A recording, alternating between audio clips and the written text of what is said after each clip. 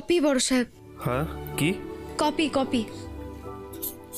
ও coffee, হ্যাঁ thank you. ও copy নয়, বলো কফি। কপি।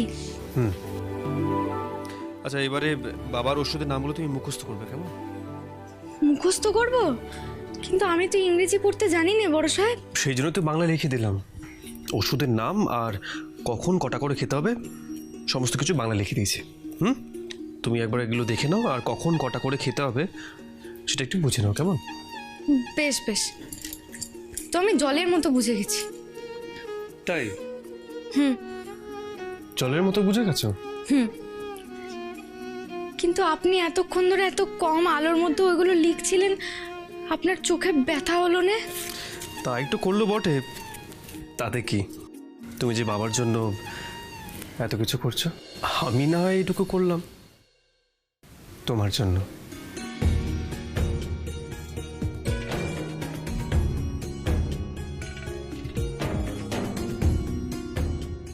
যাতে তুমি বাবাকে নিজেই ওষুধটা দিতে পারো। সবসময় তো আর আমি থাকবো না, তখন তোমাকে নিজেকেই করতে হবে। এনো এই কটা আগে বুঝে নাও, বাকিগুলো আমি পরে দিচ্ছি।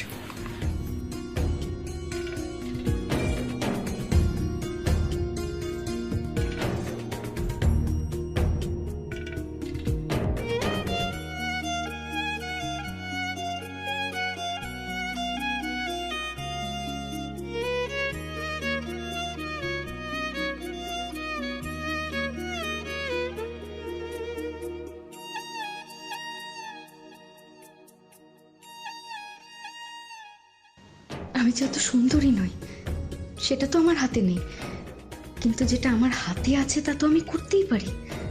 যদি আমি ইংরেজি শিখি।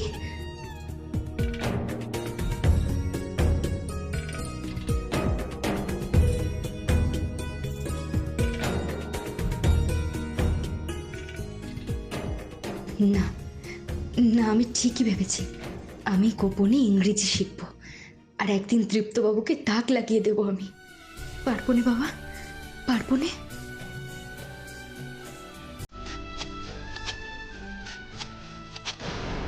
মনে হলো কার পায়ের শব্দ পেলেন।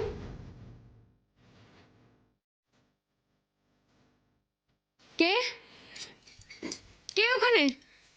কে?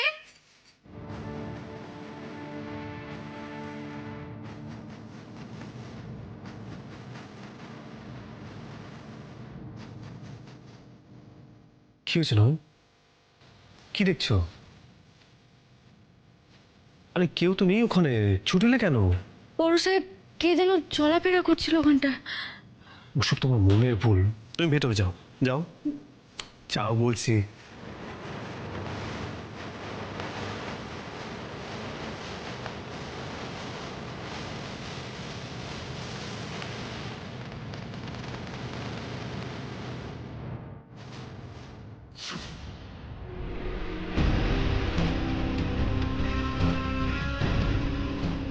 নয়ন তৃপ্ত দুজনেই তপব্রত বাসুর ঘরে রাত জাগছে।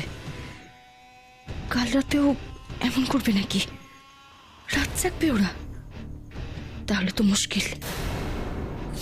আমি তো তাহলে তপব্রত বাসুকে দিয়ে দানপত্রে সাইন করাতে পারবো না। উফ, এই নয়নটা না আমার পথে কাঁটা হয়ে রয়েছে একেবারে। কাউকে দেখলেম নে বটে, কিন্তু একটা পায়ের স্পষ্ট আওয়াজ পেলাম। আচ্ছা আচ্ছা, জেসমিন দিদি নয় তো? আবার জ্যাসমিন? তোমাকে তো আমি বললাম বারবার যে তোমার কোথাও একটা ভুল হচ্ছে। জ্যাসমিনকে কোনো প্রমাণ ছাড়া তুমি সন্দেহ করছো নয়ন। দেখো তুমি রাগের মাথায় যা করছো একবার ভেবে দেখো, তুমি কি ঠিক করছো? ওকে যেতে দিলে না, আটকে দিলে, ওর ব্যাগ সার্চ করছো, এগুলো কিন্তু ঠিক নয়। না না, ও আমাকে কেন মারতে যাবে? আমি যদি বিয়ের আগে মরে যেতাম তাতে ওর কি সুবিধা হবে? আপনি এখনো বুঝলেন না বড় সাহেব, এখনো বুঝলেন না?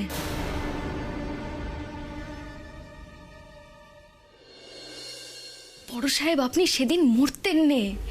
এ কি আর তেমন বিষ যে দিলে মাস শেষ? এই বিষে কেউ একদিনে মরে নে। সেদিন থেকে শুরু হয়েছিল, তারপর আপনাকে রোজ ওই ফুল দেওয়া হতো, এমনকি বিয়ের পরেও। পুলিশবাবু বলেছিলেন না যে ওই নিউমোনিয়া আপনার শরীরে একটু একটু করে বাসা বাঁধত। তারপর একদিন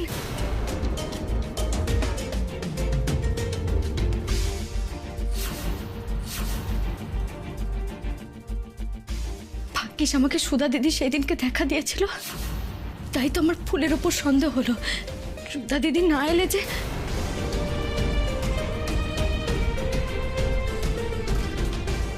না না, এই অলক্ষণে কথা আমি ভাবতেও চাইনি। আচ্ছা বড় সাহেব, বড় সাহেব, তার মানে সুধা দিদিরও নিউমোনিয়া হয়েছিল? নিউমোনিয়া না, pneumonia, chemical pneumonia. Pneumonia? Pneumonia. Pneumonia? That's right. বড় সাহেব, বড় সাহেব, সুধা দিদির ডাক্তারের কাছে পুলিশবাবুকে একবার নিয়ে যেতেই হবে, বুঝলেন তো? তবে পুলিশবাবু বিশ্বাস করবেন যে আমি মিথ্যে কথা বলিনি। কিন্তু আমি সুধা দিদির ডাক্তারকে কোথায় পাবো? কে তিনি, কোথায় আছেন, আমি তো কিছুই জানি না বড় সাহেব। তার খোঁজ আমি কেমন করে পাই বলুন তো? আমি আছি তো।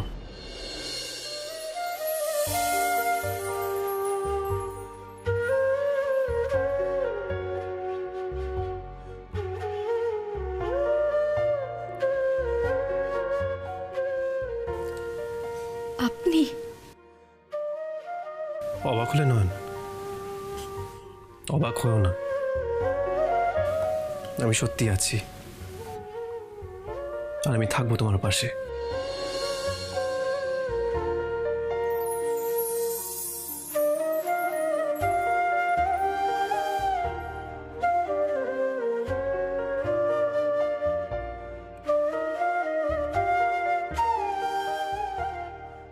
বড় সাহেব,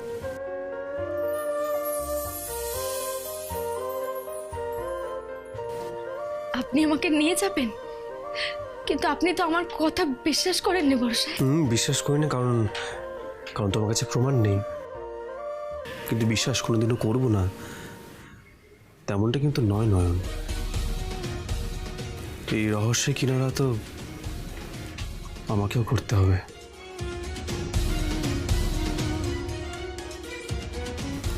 আমি থাকবো তোমার পাশে। ভালোবাসুন আর নাই বা বাসুন, এই যে পাশে থাকবেন বললেন, এইটুকুই যে আমার জন্য কত, সে আপনাকে কি করে বোঝায় তৃপ্তবাবু? নয়ন, নয়ন, চোখ মুছো। এবার তুমি যাও, ঘরে গিয়ে একটু বিশ্রাম নাও, যাও, অনেক রাত হয়েছে, যাও। না না বড় সাহেব, বড় সাহেব, আমি ঠিক আছি, আমি ঘুমাবো না, আমি এখানেই থাকবো, আমি কোথাও যাবো না। আরে আমি তো বলছি তুমি যাও, কি ঘুমিয়ে পড়ো, আমি আছি তো। বড় সাহেব, আমি আপনাকে বোঝাতে পারবো না, আমি এই ঘর ছেড়ে আজকে কোথাও যেতে পারবো না বড় সাহেব। বোকা বোকা কথা হলো, তুমি তো আমাকে বোঝাতে পারবে না, সেটাই তো স্বাভাবিক। কেন না, তুমি যদি একটু ঘুমো, আমি কি সেই সময় বাবার দেখাশোনা করতে পারবো না?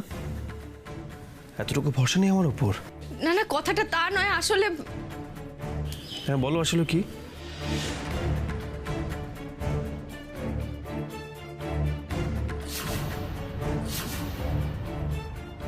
কি করে আপনাকে বলি, মা আমায় ভয়ানক এক ভবিষ্যৎ দেখিয়েছেন। বাবাকে ছেড়ে অবস্থায় আমি যাই কি করে? আবার চুপ করে গেলে তো নয়, দেওয়ার মতো কোনো অজুহাত তুমি খুঁজে পেলে না, তাই তো? দেখো, সব কথা কিন্তু তর্ক আমার একদম পছন্দ না। তুমি যাও, গিয়ে রেস্ট নাও, যাও। কিন্তু বড় সাহেব, বাবা। আমি তো আছি, তুমি নিশ্চিন্তে যাও।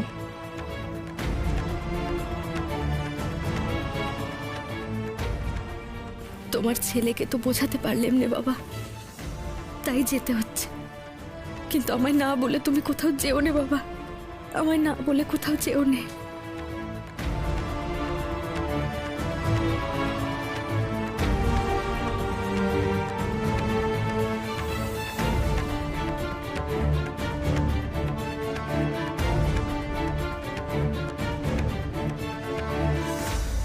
আজকাল ভোরের দিকে একটু ঠান্ডা ঠান্ডা পড়ে, ওখানে একটা চাদর রাখা আছে, নিয়ে নেবেন কেমন?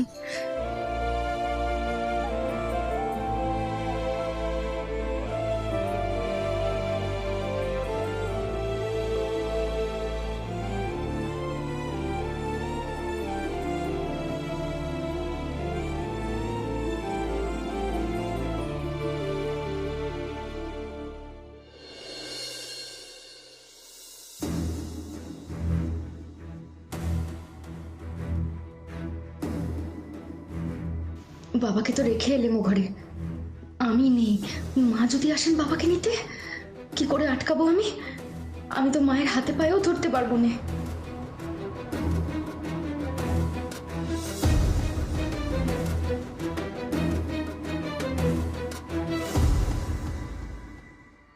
কে যেন দাঁড়িয়ে আছে মনে হচ্ছে।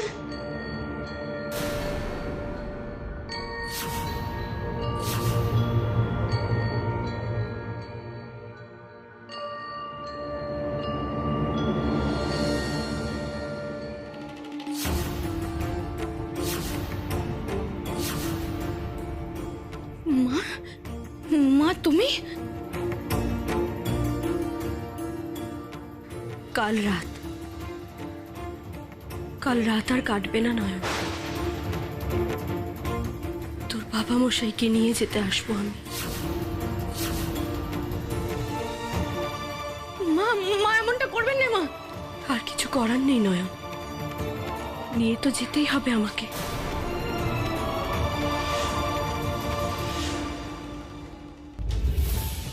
না মা, মা আমি এমনটা হতে দেবো না মা। মা আমাকে নিয়ে যান আপনার সাথে, আমি বাবার বদলে আমি যাবো। আপনি বাবাকে দয়া করে নিয়ে যাবেন না, বাবাকে নিয়ে যাবেন না, আপনি নিয়ে যাবেন না বাবাকে। তা হয় না নয়ন, ওর যে ওইটুকুই আয়ু, যার যখন ডাক আসে তখন তো তাকে যেতেই হয় রে মা। মৃত্যুকে তো কেউ অগ্রাহ্য করতে পারে না।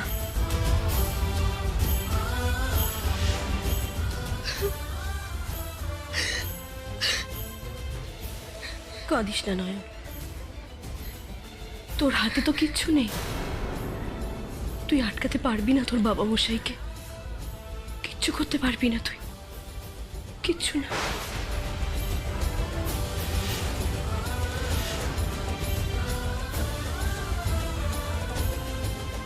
মা, মা যেও না মা, মা যেও না, আমাকে আমাকে বলে দিয়ে যান মা। আমি বাবাকে কি করে রক্ষা করবো মা, বলে দিয়ে যান আমাকে মা।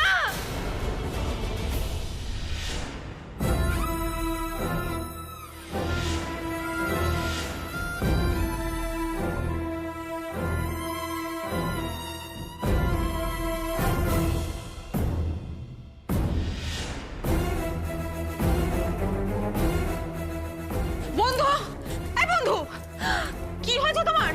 বন্ধু, দাদা ভাই, বন্ধু, বন্ধু, নয়ন, কি হয়েছে বলো তো? কি নয়নের কি হলো?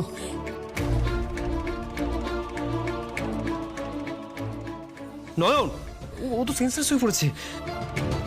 তোমরা তো বাবার ঘরে ছিলে। না না, আমি তো ওকে বললাম ওর ঘরে যেতে, তারপরে যে কি করে নয়ন কেউ এইভাবে ছেড়ে দেয় অন্ধকারের মধ্যে, বলো তো মেয়েটাকে? আচ্ছা, চোট দেখে অজ্ঞান হয়ে গেল না তো ভয়? সেসব কথা পরে হবে। তুমি একটা কাজ, তুমি এক্ষুনি যাও, জল নিয়ে এসো, তাড়াতাড়ি যাও। আমি এক্ষুনি যাচ্ছি। হ্যাঁ। নয়ন, নয়ন, কি ব্যাপার বলতো? হঠাৎ সেন্সলেস কেন? নতুন নাটক নয় তো? বুঝতে পারছি না কিছু। দেখি, শোনো শোনো শোনো শোনো। কি নয়ন, মেয়েটার? জলটা দাও। নয়ন, বন্ধু চোখ খোলো। ভালো করে দাও, ভালো করে দাও। না না না, এক্ষুনি ডক্টর ডাকতে হবে। আমি একটা কাজ করি, ওকে বরং ঘরে নিয়ে যাই, ওখানে কি শুয়ে দি খাটে। ধরো এখানে, এখানে ধরো ঠিক করে।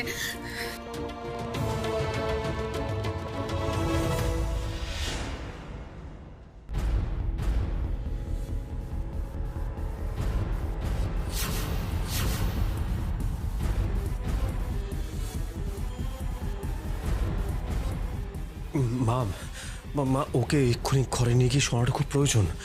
নাহলে দেখো মা, তুমি এতটাও অমানুষ আমি নই দীপু।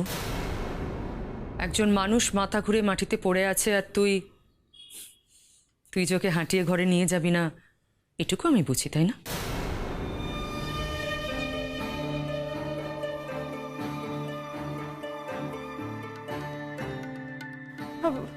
মা, এই কথাগুলো আপনি বলছেন? চুপ করো তুমি। দেখ দীপু, এই বাড়িতে আমি কিছু বললে তো সেটা অন্যরকম মানে দাঁড়ায়, কিন্তু সব কিছুরই তো একটা সীমা আছে। এত ধকল, ও তো মোটে কোনো রেস্ট নেয় না। আচ্ছা, ওর মাথা ঘুরবে না তো কার মাথা ঘুরবে বল? আমার মা, আমার না শরীরটা কিরম করছে, আর মাথা ঘুরছে আপনার কথা শুনে। এটা আপনি বলছেন, আমি বিশ্বাস করতে পারছি না। দাদা ভাই, আমার জন্য একটা ডাক্তার ডাকবে? দীপু, এই মেয়েটার বাজে কথা না শুনে তুই নয়নকে নিয়ে ঘরে যা, গিয়ে ওকে শুয়ে দে, লুক আফটার হার, ওর দেখভাল কর। সেই ভালো, তুই যা। তোর বাবার কাছে আমি থাকবো, সারা রাত থাকবো, তুই চিন্তা করিস না, যা। কিন্তু মা, তুমি যদি রাত জাগো তাহলে তো তোমার... I can take care of myself, Dipu. তুই নয়নের দেখভাল কর। ওকে সময় দে, আমি সামলে নেব। চা।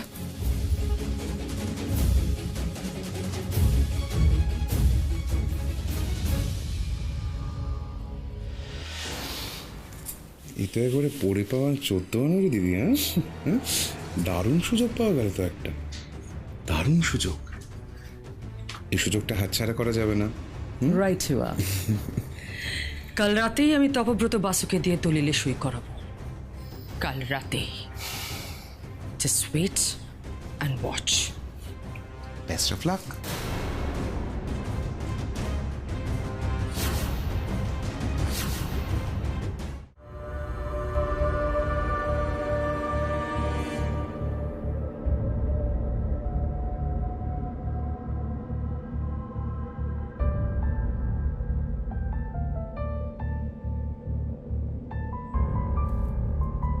নয়ন, নয়ন,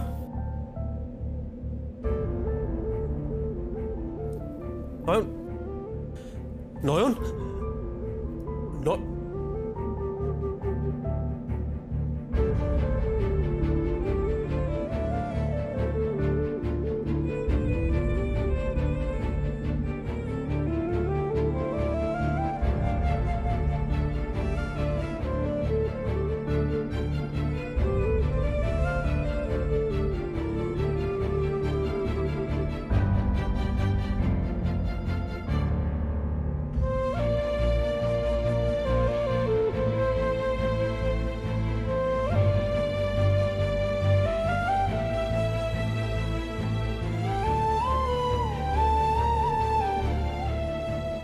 আমি জানি আমি জেসমিন দিদির মতো অত সুন্দর নই, কিন্তু তাতে কি, বাড়ির বড় বউ না হয় হলোই একটু অন্যরকম।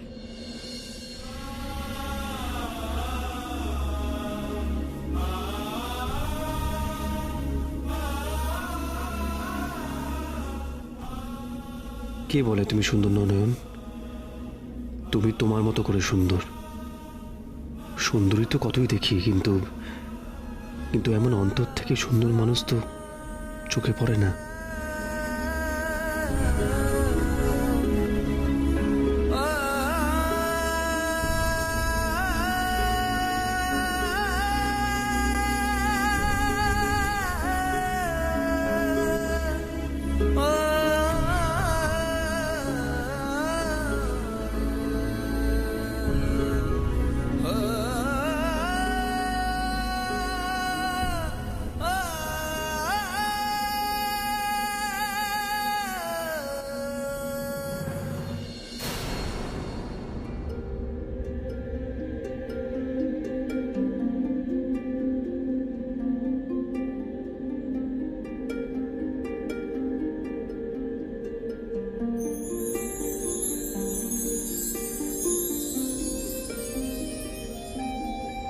কি হলো, তুমি তুমি উঠে পড়লে কেন? না মানে আমি ঠিক আছি এখন। না না, তোমার তো আমি এত কথা বলতে বলিনি, তোমাকে শুয়ে থাকতে বলেছি। শুয়ে পড়ো, যাও। না বড় সাহেব, বিশ্বাস করুন আমি একেবারে...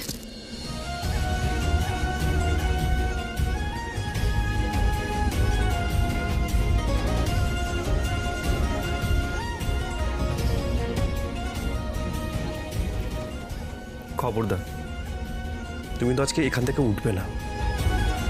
আজ তোমার ওঠা বারণ, শুধু ওখানে ঘুমোবে আর রেস্ট নেবে।